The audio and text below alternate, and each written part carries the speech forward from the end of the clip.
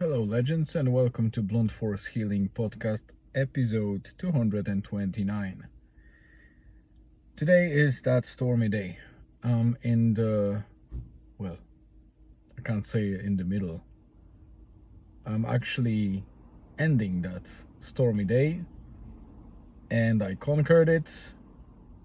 So it's a 229th day of daily posting.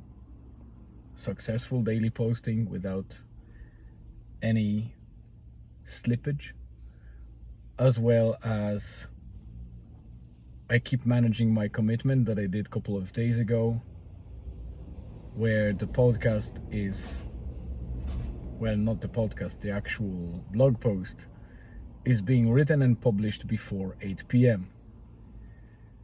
If you go back to the yesterday post and my worries about how will I manage today's schedule at work with ability to write the post, then I can assure you I actually did better than I expected and better than any day, really, because I posted the blog entry. I published it before 3 o'clock in the afternoon, so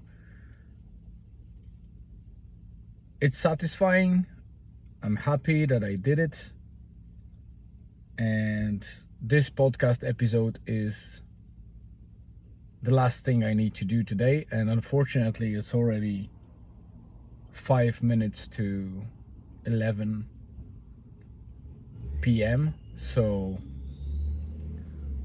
as you can hear, probably a lot of noise. I'm at the gas station, so I had to record it and make sure that I keep up with my promise and commitment. And this episode will be short. It will be just a short update about this day. And I wrote most of the stuff in the blog, so you can go there by clicking the link in the description. Yeah, it became noisy when I came here, so I guess that's life. Apologies for that noise. Today the drive to Dublin was quite okay-ish. I left Donegal town at 5:30 in the morning, so quite early. It was very gloomy and rainy all the way up to Virginia, I think. So I would say about 200 kilometers, so 2/3 of the way it was rainy and cloudy and gloomy. But the closer I got to Dublin, the more it started to clear, and eventually in Dublin it was a sunny and dry day, so I was very happy that it turned this way. Once I got there, I prepped all the stuff that I was kind of planning to. Some of the meetings were short, so I was able to squeeze in some work and get my calendar and schedule shifted a little bit, so I managed to get that slot where I wrote the post. So as I said yesterday in the post, as long as you know what to expect roughly from the day, then you can manage and react and adjust your schedule to find time and complete whatever routine or habit you decided to do. And this is what I did. So I just stopped in the gas station for a coffee because I want to make sure that I'm alert while driving that last stretch to Donegal town. Surprisingly, my friend Carlos, who I still am thankful for the feedback and that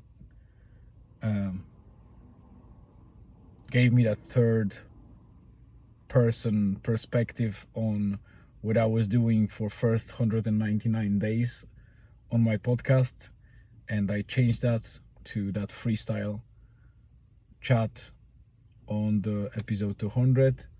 So once again, thanks Carlos for that. And Carlos came to office just by hunch, and it turned out that we met there. And not only that, we were planning to go for